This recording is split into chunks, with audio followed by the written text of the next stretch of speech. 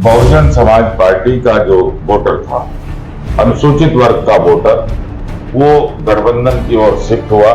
कांग्रेस और विपक्षी दलों के द्वारा एक झूठ फैलाया गया। उन्होंने बड़ा शोर मचाकर कहा कि भारतीय जनता पार्टी अगर 400 पार सीटें प्राप्त करती है तो ये संविधान बदल देंगे और आरक्षण को समाप्त कर देंगे। भारतीय जनता पार्टी ने कभी किसी के खाते में 15 लाख भेजने की बात ही नहीं की। टोटल वोट जो बसपा को मिलना चाहिए था, वो टोटल वोट गठबंधन प्रत्याशी को, कांग्रेस प्रत्याशी को मिला। पहले के चुनाव में आप लोगों ने देखा होगा, जब चुनाव में जिन लोगों ने गलत किया था उनका निष्कासन हमारे द्वारा किया गया था। तो ये उतावलापन कुछ नहीं है। भारतीय जनता पार्टी अनुशासन प्रिय पार्टी है और जो पार्टी के अनुशासन को, संगठन के अनुशासन को तोड़ता है उसके खिलाफ कार्रवाई भी पार्टी करेगी। सहारनपुर लोकसभा चुनाव को लेकर भाजपा के वो रिजल्ट नहीं मिल सका जिस रिजल्ट की सहारनपुर लोकसभा सीट पर भाजपा उम्मीदें जता रही थी। भाजपा की अगर देखी जाए तो लगभग 2-3 साल से जिस तरह की जो है इस सीट पर जो है फील्ड वर्किंग चल रही थी, या यूँ कहा जाए कि जो है भाजपा की ये टारगेटेड सीट थी और इसमें जो है अश्विनी वैष्णव जी की जो है जो केंद्रीय मंत्री जो है, रेल मंत्री और दूरसंचार मंत्री है, उनकी भी विशेष रूप से ड्यूटी संगठन की ओर से लगाई हुई थी। पिछले 2-3 सालों से लगातार जो है उन्होंने योजना देने का और सहारनपुर आना जाना उनको रहा है। उनके योजनाओं से भी जो है मतदाता शायद प्रभावित नहीं हुआ। तो वजह क्या रही है चुनाव में जो है जीत के पाले तक न पहुंच पाने की? बातचीत करेंगे, चर्चा करेंगे। जिलाध्यक्ष Bhajpa Mahendra Saini, doctor Mahendra Saini ji JD news के साथ है। डॉक्टर साहब, आपका जो बहुत बहुत स्वागत है जेडी न्यूज में। आपका भी बहुत बहुत स्वागत। अपेक्षाओं पे जो है खड़े नहीं उतर पाए सहारनपुर के, हम बात करें तो वजह क्या है? ये कह सकते हैं कि अपेक्षाओं पर खरे नहीं उतरे। भारतीय जनता पार्टी के कार्यकर्ताओं ने बहुत अनथक परिश्रम भी किया जी। और परिश्रम करने के बावजूद भी हम जो रिजल्ट भारतीय जनता पार्टी की अपेक्षा थी उसके अनुरूप रिजल्ट प्राप्त नहीं हो सका जी। उसकी वजह कई तरह की वजह है। उसकी वजह है कि जो अब देखने में अब तक के जो हमने समीक्षा की है जी। उसके देखने में यह है कि बहुजन समाज पार्टी का जो वोटर था, अनुसूचित वर्ग का वोटर, वो गठबंधन की ओर शिफ्ट हुआ और उसका कारण रहा है कांग्रेस और विपक्षी दलों के द्वारा एक झूठ फैलाया गया। उन्होंने बड़ा शोर मचाकर कहा कि भारतीय जनता पार्टी अगर 400 पार सीटें प्राप्त करती है तो ये संविधान बदल देंगे और आरक्षण को समाप्त कर देंगे। उसकी प्रतिक्रिया निचले वर्ग में, निचले तबकों में उसकी प्रतिक्रिया हुई और अधिकतर भारतीय जनता पार्टी को जो वोट मिलना चाहिए था उसमें भी कहीं कहीं सेंध लगी है। और बहुजन समाज पार्टी का तमाम जो कैडर बेस वोटर था वो गठबंधन को शिफ्ट हुआ। इसके कारण से हमें अपेक्षित रिजल्ट नहीं। जो कारण आप बता रहे हैं, क्या इसके लिए भाजपा संगठन पहले से तैयार नहीं था क्या, या अचानक से आई है वो बात कि जैसे संविधान खतरे में है, बाबा साहब का वो संविधान खतरे में जिससे देश चलता है, क्या भाजपा संगठन इसके लिए पहले से तैयार नहीं था? ये तो चुनाव चलते हुए जब चुनाव शुरू हुआ उस चुनाव को उन्होंने विशेष प्रचारक लगाकर दूसरे दलों ने, विपक्षी दलों ने जनता के बीच में जाकर बरगलाने का प्रयास किया। ये बिल्कुल कोरा झूठ फैलाया कि भारतीय जनता पार्टी संविधान को समाप्त कर देगी, आरक्षण को समाप्त कर देगी। उसका पता लगने तक बहुत नुकसान हो चुका है। 15 लाख का वादा आपने भी किया था पिछली बार चुनाव को, अगर देखा जाए 2019 की हम बात करें तो लोगों में एक संदेश गया था कि 15 लाख मिलेंगे, मोदी जी आएंगे। तो इस बार जो कॉन्स्टिट्यूशन को लेकर जाए, संविधान को लेकर, संविधान को साथ में रखे जाए, जिस तरह की जो संविधान को खतरे में बनाने का कार्य, क्या इन चीजों से जनता प्रभावित है? पिछली बार 15 लाख की बात करें उस बार संविधान की बात, भारतीय जनता पार्टी ने कभी किसी के खाते में 15 लाख भेजने की बात ही नहीं की। वो चर्चा की थी क्या? वो भी नहीं, उसकी चर्चा भी नहीं, वो भी विपक्ष का फैलाया हुआ झूठ था। और अब की अमित शाह जी ने तो कहा था कि जो जुमला था केवल हमारा। नहीं, ऐसा मेरी जानकारी में नहीं। कभी भी देश के इतने वरिष्ठ नेता इस तरह की बात नहीं कह सकते। वो तो मतलब 15 लाख का कोई मुद्दा था ही नहीं। काले धन के विषय पे एक बार कभी बात आई थी कि अगर काला धन वापिस आ जाए तो अगर देश में बांटना पड़े तो 15 लाख प्रति व्यक्ति के हिस्से में आ सकते हैं, इतना काला धन विदेशों में जमा है। वो तो उस पर बात होती थी। भारतीय जनता पार्टी ने ऐसी कभी कोई घोषणा नहीं की कि हम हमारी सरकार आई तो हम 15 लाख खाते में देंगे, ऐसी कभी भी कोई घोषणा नहीं की और न ही ऐसा कभी प्रयास किया। तमाम जन कल्याणकारी योजनाएं जो मोदी सरकार ने चलाई है और यहाँ तक किए गए कि कानून भी इस तरह के पारित किए गए हैं, चाहे वो 370 रहो, राम मंदिर रहा हो या 3 तलाक का रहा हो, क्या ये प्रभाव नहीं डाल पाए जनता पे? जिनका फायदा हुआ उन्होंने उस चीज को फायदा नहीं समझा। भारतीय जनता पार्टी ने जितने सेवा की है, सुशासन के साथ सरकार चलाई और जन कल्याण के काम किए, उनका असर प्रत्येक मतदाता तक था। मगर ये जो अनर्गल प्रलाप करके झूठ फैलाकर झूठी बातों को जनता के बीच में लेकर गए, उससे लोग उन्होंने धोखा खाया और उनके बहकाए में आए। बहकाए में आने पर जो दलित वर्ग था, दलित वर्ग का बड़ा हिस्सा गठबंधन प्रत्याशी को गया। आप देखिए, सहारनपुर नगर सीट पर केवल 7,000 वोट बहुजन समाज पार्टी के प्रत्याशी को मिले। टोटल वोट जो बसपा को मिलना चाहिए था, वो टोटल वोट गठबंधन प्रत्याशी को, कांग्रेस प्रत्याशी को मिला। इस बात का जो है असर केवल सहारनपुर सीट पे रहा है।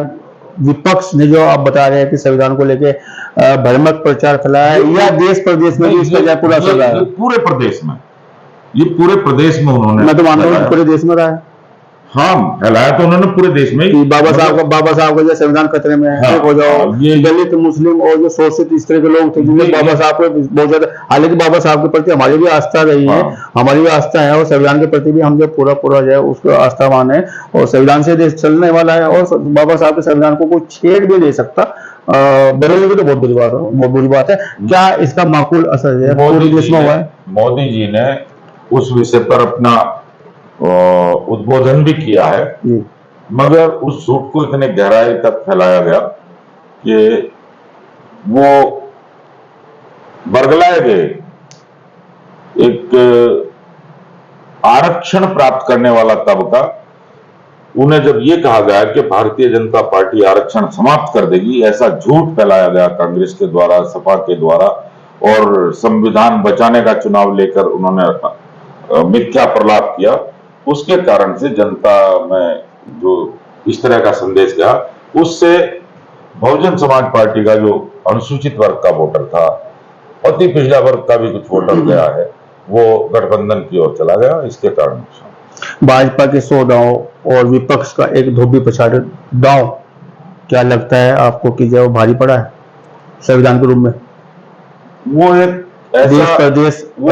ऐसा जो उनके आरक्षण से जुड़ा मुद्दा था, उस पर झूठ फैलाया गया। मतलब पूरा चुनाव बदल दिया एक दांव ने। उस झूठ के कारण ही जो वोट शिफ्टिंग हुआ है। राहुल की बात पे विश्वास किया संविधान को लेकर, वो जहां जहां विश्वास किया वहां नुकसान हुआ, जहां विश्वास नहीं किया, जहां समझदार लोग थे, वहां भारतीय जनता पार्टी के पक्ष में गया। लंबे समय से भाजपा से ताल्लुक रखते हैं, राम मंदिर आ जाते हैं और प्राण प्रतिष्ठा हो जाती है, लेकिन भाजपा से जुड़ा हुआ या यूं कहा जाए कि जो अयोध्या फैजाबाद के पूरा मंडल जो है विपक्ष पे जा रहा है, तो क्या लगता है भाजपा के काम नहीं आए राम?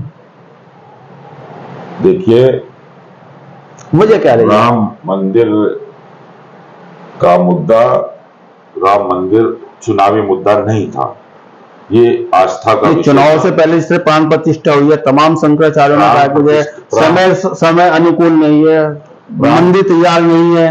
प्राण प्रतिष्ठा हुई, मंदिर की प्राण प्रतिष्ठा हुई, और एक उबाल पूरे देश में वहां दर्शनार्थ भी उमड़ा है जी। मगर जो पिछड़ा क्षेत्र है, जो आर्थिक रूप से पिछड़ा क्षेत्र है, उन्हें आरक्षण का डर ज्यादा सताया, और उसी डर के कारण से ये ऐसा रिजल्ट मिला। भाजपा के राम एक तरफ आरक्षण, तो आरक्षण भारी पड़ा है वहां पे, या उन लोगों को जो वो चीज सता रही थी कि जो हो सकता है बीजेपी ये कर जाए, वो कर जाए, या कुछ और वजह? ये और कोई वजह मुझे तो दिखाई नहीं दे रही। वैसे हम अब संगठन के द्वारा समीक्षा की जा रही है, और जो चीजें सामने आएंगी उनको भी देखा। प्रदेश में ग्राफ बढ़ा है गठबंधन का, वजह क्या मानते हैं? गठबंधन का ग्राफ बढ़ा है, ये उसका कारण यही है, जिन लोगों ने झूठ फैलाया और अलग तरह की लुभावनी घोषणाएं की।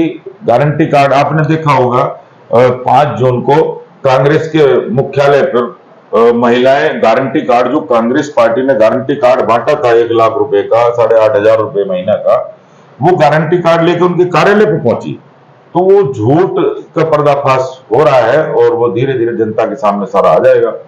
जो नुकसान होना था वो तो हो ही चुका है। चुनाव से पहले महेंद्र सैनी जी बात कहते हैं कि जो मीडिया को कहते हैं, मेरे इंटरव्यू में बोला है कि जो राजपूत की गाय और सैनी की गाय शाम होते होते अपने खुंटे पर आ जाती है। क्या आप आई जाए वो राय की बात अगर हम करें या सैनी की गाय की, ये नाराजगी उभर के चुनाव में दिखाई? ये मैं बिल्कुल स्पष्ट फिर से कह रहा हूं कि राजपूत की राय और सैनी गुजर की गाय दिन भर कहीं टहलती रहे, शाम को अपने स्थान पर आ जाती है।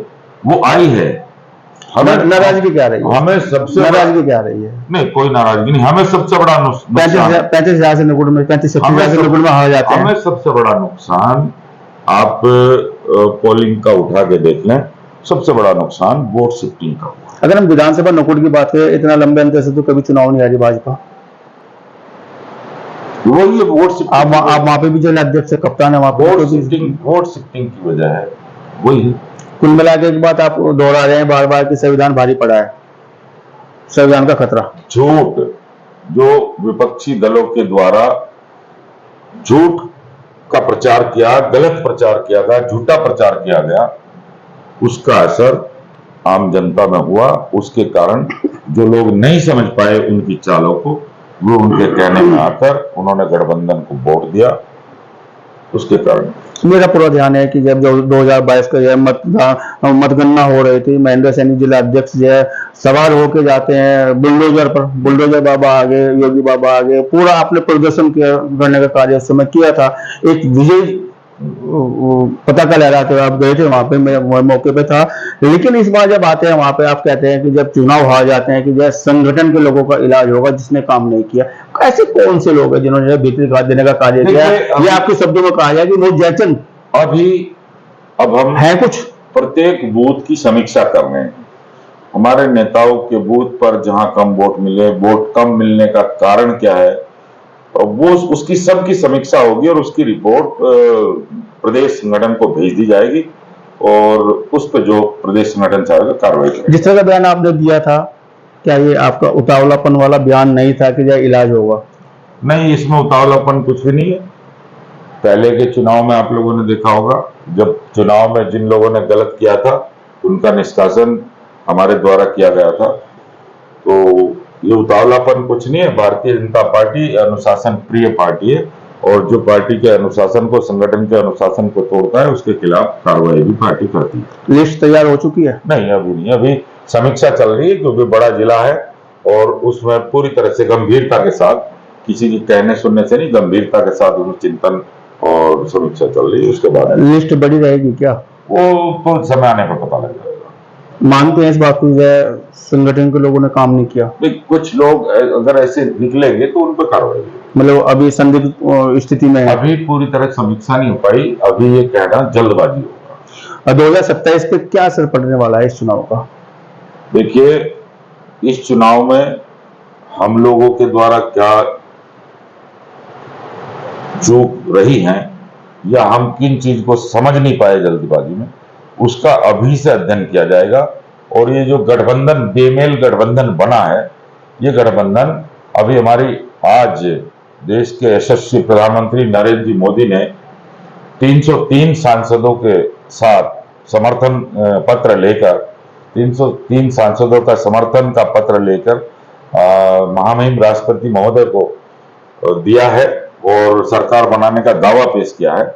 सरकार हमारी बनने जा रही है। भारतीय जनता पार्टी के यशस्वी प्रधानमंत्री नरेंद्र जी मोदी के नेतृत्व में राष्ट्रीय जनतांत्रिक गठबंधन की सरकार बनने जा रही है और वो पूरी ताकत के साथ, उसी तरह पूरी निष्ठा के साथ सरकार चलेगी।